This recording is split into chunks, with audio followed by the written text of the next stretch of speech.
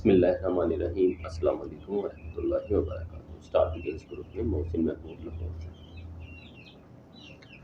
भाइयों दोस्तों, कबूतर की पहचान इतनी इम्पोर्टेंट चीज़ है कि जो कबूतर उड़ाते हैं, जो बाजियाँ जीतते हैं, उन्हें भी वो भी इसके मतलाशी होते हैं। उन्हें भी इसका तजस्सुस होता है कि हमें कबूतर की पहचान का पता हो। और जो पेयर का जिनको शौक़ है नस्ल बनाने का, उन्हें तो वो तो इस चीज़ के मतलाशी होते ही होते हैं। तो ये बहुत इम्पोर्टेंट चीज़ है। और मैं चाह रहा था कि इस पे ना एक और वीडियो बनाई जाए कबूतर की पहचान के हवाले से।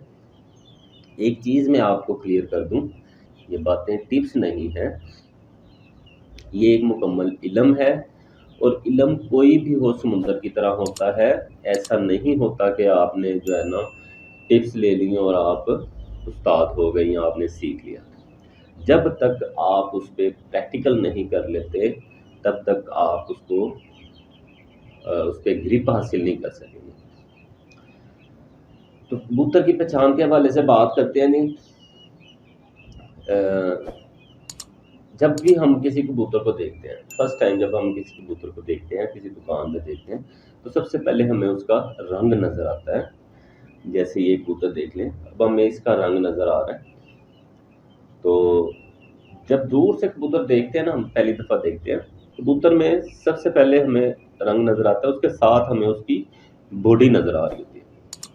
और ये याद रखें, जब भी कबूतर को आप देखें, ये दो चीज़ें जो है ना उस पर आपने फोकस रखना है। उसकी बॉडी एक बॉडी बिल्डर की तरह होनी चाहिए, सीना गोल होना चाहिए, तना हुआ होना चाहिए, जैसे एक बॉडी बिल्डर का होता है। बॉडी बिल्डर की तरह वो एक मजबूत कबूतर नज़र आना चाहिए दूर से ही।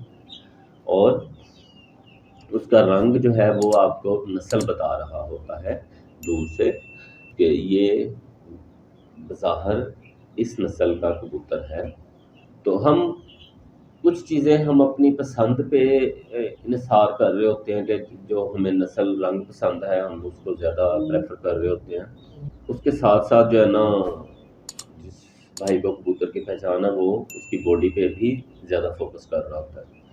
तो जिनको कबूतर का इल्म जो लोग जानते हैं, वो कबूतर के रंग पे डिपेंड नहीं करते कभी भी।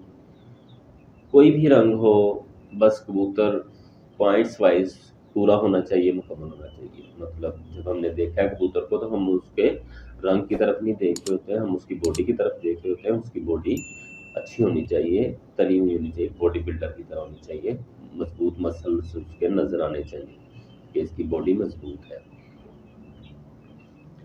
जब भी कबूतर, उसके बाद जब हम कबूतर को पकड़ते हैं, ये मैं आपको स्टेप बाय स्टेप बता रहा हूँ ताकि एक एक चीज़ क्लियर हो सके।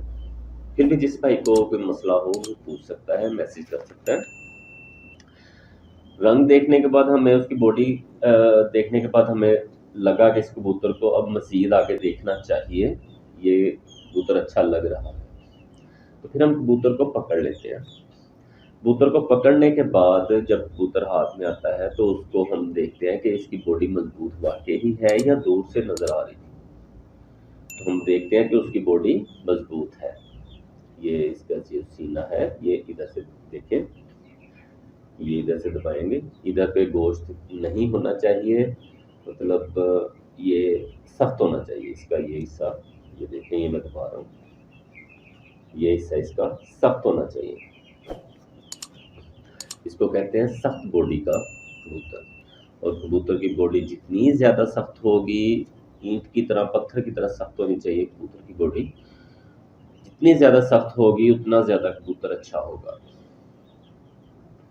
अच्छा, उसके बाद जो सबसे इम्पोर्टेंट चीज़ हम देखते हैं, वो होता है कबूतर की बॉडी, कबूतर के पर और कबूतर की आँख। ये तीन पार्ट पे कबूतर डिपेंड कर रहा होता है।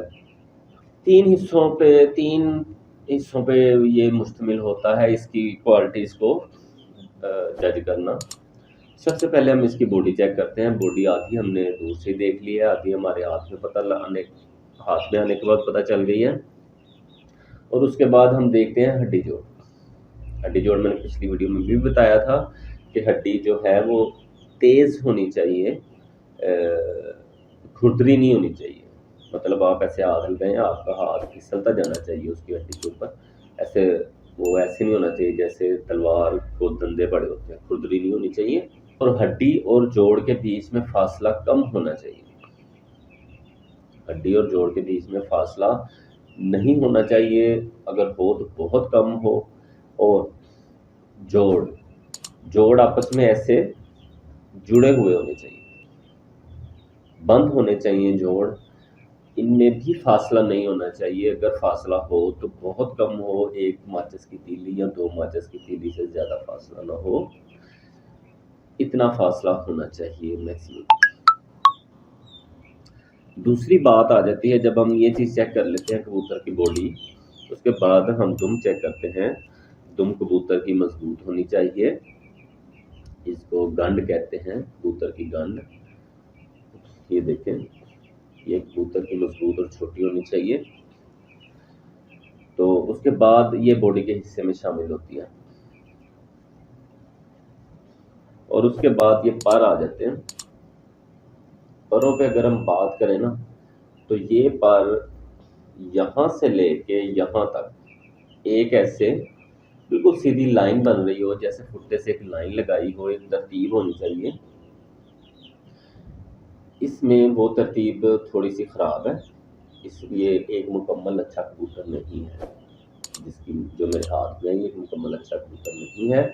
इसका ये देखें, एक लाइन नहीं बन रही, इसकी एक लाइन बननी चाहिए थी। अच्छे कबूतर की एक लाइन बननी चाहिए। उसके बाद बात आ जाती है पर की। पर जितना ज़्यादा चौड़ा होगा उतना ही ज़्यादा अच्छा कबूतर होगा। और पर के ऊपर पर चढ़ा हुआ होना चाहिए, परों में गैप नहीं होना चाहिए। और इधर से अगर आप देखते हैं गैप, ये देखिए ये गैप बन रहा है बगलों में, और ये गैप भी नहीं होना चाहिए।